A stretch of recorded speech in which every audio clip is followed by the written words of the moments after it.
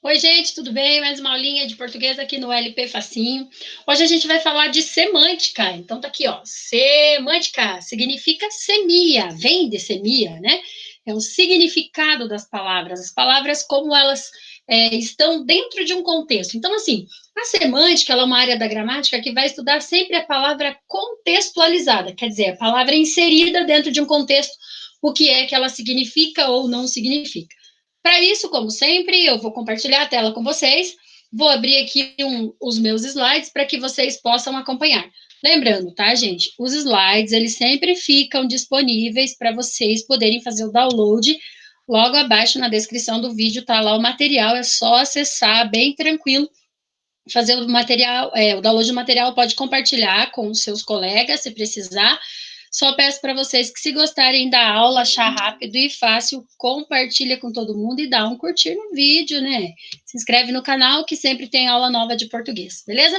Então, o conteúdo de hoje é semântica. Semântica tem a ver com semia, significado.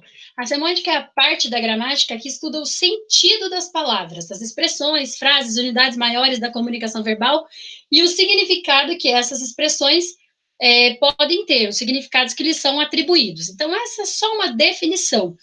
E como é que funciona em relação à estrutura dessa palavra?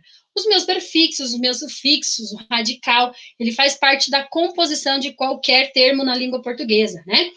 Claro, tem palavra que tem só o radical, não tem prefixo nem sufixo porque não passou por processo de formação. Isso a gente vai estudar lá em morfologia. Mas tudo que compõe uma palavra faz com que ela ganhe sentido dentro de uma estrutura de oração ou de texto. Olha lá, analise o uso da palavra corda nos seguintes contextos. Primeiro, a corda mais grossa aguentará melhor o peso. Então, a gente está falando de corda, objeto, né? Ela deu corda para ele, por isso ele fez o pedido. Então, dar corda, quer dizer, ela fez com que ele se sentisse à vontade para fazer determinado pedido. Ficou com tantas dívidas que percebeu que estava com a corda no pescoço, quer dizer, ele estava endividado, não literalmente com a corda no pescoço. Então, nesse caso, a expressão corda é uma expressão que pode assumir mais de um sentido dependendo do contexto que ela está inserida. Ali embaixo tem um textozinho que diz assim, ó, rede social, isso é um texto que caiu na prova do Enem, tá? Rede social aqui em casa é outra coisa, então a possibilidade da expressão rede social se adaptar a mais de um contexto. Antes da gente falar das palavras especificamente, eu quero falar um pouquinho de conotação e denotação para vocês. Ali embaixo tem um itemzinho de dicas, então é sempre uma dica que eu trago para ficar mais facilitado o conteúdo, tá? Então, primeiro, conotação. O texto, quando ele tem conotação, ou seja, quando ele está no sentido conotativo, é um texto que as palavras foram empregadas de modo metafórico, né? De modo figurado. E o sentido denotativo é quando as palavras são empregadas com sentido de dicionário, denotação, sentido literal de um termo. Então, olha lá, conotação é o uso da palavra com significado figurado. Um exemplo, ela estava fria quando veio falar comigo. Quer dizer que ela não estava simpática, querida, ela estava fria, estava uma pessoa séria, seca, ok? Denotação é o contrário disso, é a palavra sendo usada com sentido literal. E o exemplo que tem para vocês. Gosto quando a água do chuveiro não está fria. Nesse caso, falando de temperatura mesmo da água, então, nesse caso, fria é sentido literal, beleza? Então, conotação vem de com, to, e denotação começa com D, de dicionário. Então, são as dicas que estão ali embaixo para vocês não esquecerem e não errarem mais a diferença entre conotação e denotação. Dentro da semântica, a gente estuda também a questão da ambiguidade. Existe uma certa dificuldade dos alunos em diferenciar ambiguidade de polissemia. E eu vou fazer isso com vocês, a gente vai fazer essa diferenciação entre ambiguidade e polissemia. Então, olha lá, ambiguidade ocorre quando uma estrutura textual permite que se entenda dois sentidos. Então, por exemplo, olha o primeiro texto ali embaixo. Precisa-se de homens-bomba. Homens-bomba, que tem ali, né, a imagenzinha, ou homem que toma bomba. Então, nesse caso, eu tenho uma expressão que é ambígua. Lá em cima, não trocamos roupas íntimas. E aí o garotinho diz, porcona. Então, ele entendeu que as pessoas que trabalham ali ficam sempre com a mesma roupa íntima. E ali embaixo, dona Geni, eu vim aqui porque os vizinhos estão reclamando que o seu cachorro está correndo atrás das pessoas de moto. Oxe, povo mentiroso, seu guarda. Meu cachorro nem tem moto, então também duplo sentido. Então, ambiguidade vem de bi, dois sentidos possíveis. Então, quando um texto expressa mais de um sentido, ele é um texto ambíguo, quando ele tem dois sentidos possíveis, ok? E aí vem a polissemia. A polissemia ela é parecida com a ambiguidade, mas ela não é ambiguidade, porque a polissemia é quando a palavra ela pode ser inserida em mais de um contexto, não é única. Se você fala, por exemplo, entrar, só tem um sentido, entrar, pronto. É adentrar alguma coisa, beleza? Agora, se você fala, por exemplo, ficar, ficar de permanecer, estar, ou ficar no sentido conotativo que vocês usam, que é estar com a pessoa por pouco tempo. Então, tem mais de um sentido. Então, é uma palavra polissêmica. Olha lá o exemplo de polissemia. Quando chegar a um alto, quero chegar a um alto posto na empresa. Então, quero chegar a um alto posto, quer dizer, um cargo elevado. O combustível daquele posto é o mais em conta. Nesse caso, eu tenho posto em cima, que é o cargo, e tenho posto embaixo, que é literalmente posto de combustíveis, beleza? Ele entrou no show de graça, quer dizer, não pagou para entrar no show. Eu não vi graça nas tuas palavras, não foi cômico. Vamos à igreja buscar uma graça divina, quer dizer, um dom, algo de Deus, né? Então, tem três sentidos diferentes para a expressão graça, beleza? Próximo que a gente vai falar, ainda dentro de semântica, a gente estuda sinônimo. A relação que tem entre palavras que são sinônimas é chamada de sinonímia, tá? Sinônimos são palavras usadas no lugar de outras. E por que você usa um sinônimo? Para o teu texto ficar coeso, para evitar repetição. Então, para você não falar a mesma palavra várias vezes, você usa um sinônimo. E essa relação é chamada de sinonímia. Olha lá o exemplo. Belo e bonito são sinônimos, coragem e destemor são sinônimos, feio e horrível são sinônimos. Porém, cada palavra que você escolhe, gente, é bem importante falar isso para vocês, ela tem uma conotação diferente. Se eu falar assim, aquele garoto é feio, ok, tem um sentido. Agora, se eu falar aquele garoto é horrível, tem outro sentido, tá? Então, a palavra que você escolhe, ela sempre vai se adaptar ao contexto de modo mais acentuado ou de modo menos acentuado. Tirando o sinônimo, a gente tem o antônimo, que são o quê? Palavras opostas. Então, é uma oposição de palavras. A relação que dá entre duas palavras que são opostas é chamada de antonímia. Então, olha lá. Mal com U e bom, mal com L e bem, bonito e feio, claro e escuro. Pessoal, isso é bem importante falar para vocês. Cor não tem antônimo. Então, eu não posso dizer que branco é o oposto de preto, ou que preto é o oposto de branco. Isso aí é racismo enfiado na cabeça de vocês. Brincadeira, gente. Então, assim, ó, não existe oposição entre cores, tá? Cores não são opostas. Até uns mais, assim, vão falar, mas o professor de física me explicou que tá. Daí é física. Português não tem antônimo entre cores, beleza? Próximo item são os homônimos. Olha, homonimos vem de semelhante e nome. Então, nome e semelhante são palavras que têm algum tipo de semelhança. Existem homônimos, homófonos, homógrafos e perfeitos. A gente vai falar de um por um. Então, a relação que existe entre palavras que são semelhantes é chamada de homonímia. Então, eu estabeleço relações entre duas palavras ou mais, né?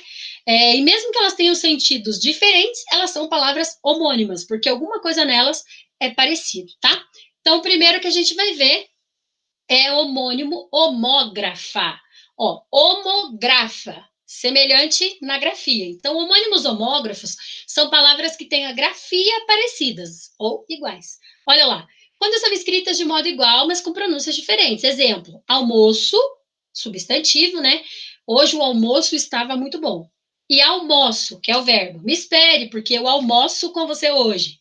Sede, que é um lugar, vou até a sede do time. Ou então, sede, que é a vontade de tomar água. Eu estou com muita sede. Então, elas são escritas iguais, mas na pronúncia elas são diferentes. Existem também as homônimas homófona, ó, homofonas.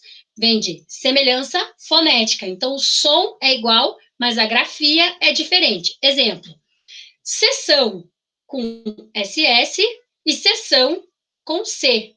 Opa, desculpa, sessão com C e sessão com SS, né?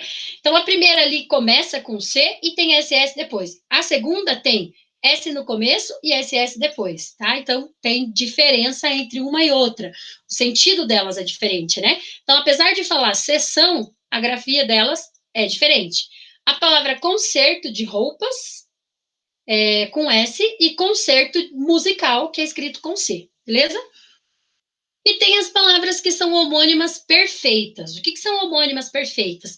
Não significa que elas têm o mesmo sentido, porém, elas têm a mesma grafia e o mesmo som. Aí você vai precisar de um contexto para saber se é uma ou é outra, tá? Então, homônimo perfeito, palavra que é igual o som e a grafia. Exemplo: cura, verbo, e cura, substantivo. Por exemplo, essa doença, só um remédio cura, verbo curar. Achei a cura para essa doença, substantivo, ok? Verão, que é lá o verbo, né? Amanhã vocês verão o que eu preparei. E verão, substantivo, que é o nome da estação do ano, né? Então, a semana que vem começa o verão. Então, homônimos perfeitos. Existem também, além dos homônimos, os parônimos. São palavras que algumas pessoas confundem, acham que é a mesma coisa, mas não é não, tá? Então, os parônimos são palavras que são semelhantes, mas elas não são iguais, não é grafia igual e não é também o som igual. Elas são parecidas, mas não igual. Não igual na grafia, não igual no som. São parecidos. E o sentido é totalmente diferente uma da outra, tá? Nesse caso, a gente tem a relação que chama paronímia. Olha o exemplo. Geminada, algo que é gêmeo, duplicado. E germinada, que germinou, beleza? Mugir, que é soltar o mugido, e mungir, que é ordenhar. Cavaleiro, que é a pessoa que anda a cavalo, e cavalheiro, que é alguém que é educado. Absolver e absorver. Absolver, tornar livre de culpa. E absorver, sugar, filtrar. Tráfego, faltou um acento ali no tráfego. Tráfego, que é de veículos, e tráfico, que é de drogas, de qualquer outra coisa. Descrição, que é você descrever alguma coisa, e discrição, que é você ser dentro da casinha, uma pessoa discreta. Beleza? Esses são os parônimos. A gente já viu sinônimo, palavra que usa no lugar da outra, antônimo, palavra oposta. Vimos homônimos, palavras iguais, homófonas, iguais no som, homógrafas, igual na grafia. Vimos os parônimos, que são palavras que se parecem, mas têm sentido totalmente diferente. E agora a gente está em hiperônimo. Então, o conceito de hiperônimo é uma palavra que ela tem um sentido mais geral, mais genérico, tá? E o hiperônimo abriga os hipônimos, que são as palavras de sentido mais restrito. Então, por exemplo, o hiperônimo é uma palavra que tem sentido amplo. Acabei de falar isso para vocês. Então, você diz assim, ó, animais. Dentro da cadeia dos animais tem leão, vaca, porco, cobra, peixe, tem tudo isso daí. Então, quer dizer que animais é o hiperônimo. E o que está dentro da categoria dos animais são os hipônimos que a gente vai falar daqui a pouco. Olha lá, animais é hiperônimo de boi, pato, cachorro e homem. Bebida é hiperônimo de suco, água, refrigerante. Ferramenta é hiperônimo de martelo, prego e alicate. Se não for um hiperônimo, a palavra vai ser um hipônimo. Olha só, hipônimo é mais restrito, o sentido é mais específico, particular. Então, a gente tem, lá eu usei animal, né? Então, aqui eu tenho coelho, gato e peixe, são hipônimos. E está dentro de animais, que é o hiperônimo. Chinelo, sapato e sandália são hipônimos. E está dentro de um hiperônimo, que é calçado. Arroz, macarrão e coxinha são hipônimos, e está dentro de um hiperônimo, que é comida. Às vezes, gente, uma palavra ela é hiperônimo de um nome e hipônimo de outro, tá? Pensa, por exemplo, em líquido. Líquido é um hiperônimo, certo? Dentro de líquido, eu tenho refrigerante, que é um hipônimo de líquido. Só que refrigerante também é hiperônimo das marcas de refrigerante. Quando eu digo gasosa, Coca-Cola, Itubaína, Fanta, Sprite, tudo isso é hipônimo de refrigerante. beleza? Bebida, ela é hipônimo de líquido, mas ela é hiperônimo de suco, chá, leite, cerveja, beleza? Então, tudo isso a gente tem que pensar dentro do contexto da frase, que ora pode ser hipônimo e ora pode ser hiperônimo. Sempre pensa no contexto. Existe também a relação de hiponímia e hiperonímia. Então, o que acontece? Se eu saio de um hipônimo e vou para um hiperônimo, eu tenho hiperonímia. Se eu saio de um hiperônimo e vou para um hipônimo, eu tenho hiponímia. Olha aí na tela. Então, tem hiponímia, sai do hiperônimo e vai para o hipônimo. Prevalece aquele que ele está indo, tá? No que ele chega. Eu alimentei o peixinho, pois o pequeno beta já estava faminto. Peixinho é hiper e beta é hipo. Então, eu tenho do hiper para o hipo, hiponímia. Agora, ao contrário, o beta estava com fome, então alimentei o peixinho. Eu saí do específico, que é o hipônimo, e fui para um genérico, que é o hiperônimo. Então, nesse caso, sai do hipo, vai para o hiper, eu tenho hiperonímia, ok?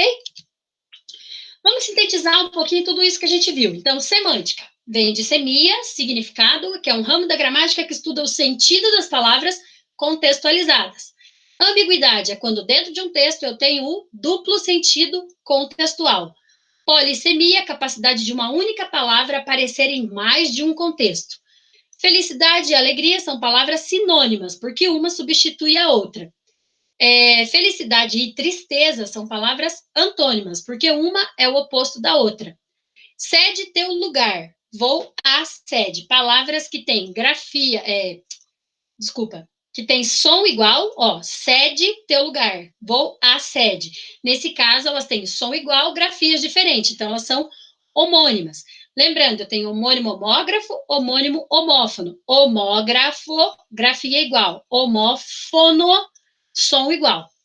Despensa e dispensa são palavras parônimas. Não tem som igual, não tem grafia igual, mas uma lembra a outra. Então, despensa e dispensa são coisas diferentes, embora elas tenham um sonzinho parecido, mas não igual, tá? Parônimos. Móveis e mesa tem relação de hipônimo e hiperônimo. Então, móveis é bem geral, então é um hiperônimo. Mesa é um móvel mais específico, portanto, é um hipônimo. Beleza, gente? É bem tranquilo esses slides aqui para eu montar. Eu me embasei na coleção 360 da editora FTD.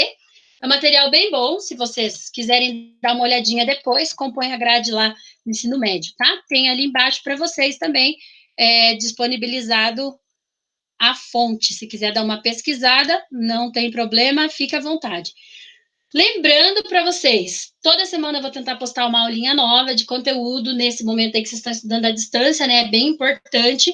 Se você gostou aqui da aula, se você gostou do conteúdo, curte, compartilha, se inscreve no canal que sempre vai ter coisa nova, tá bom?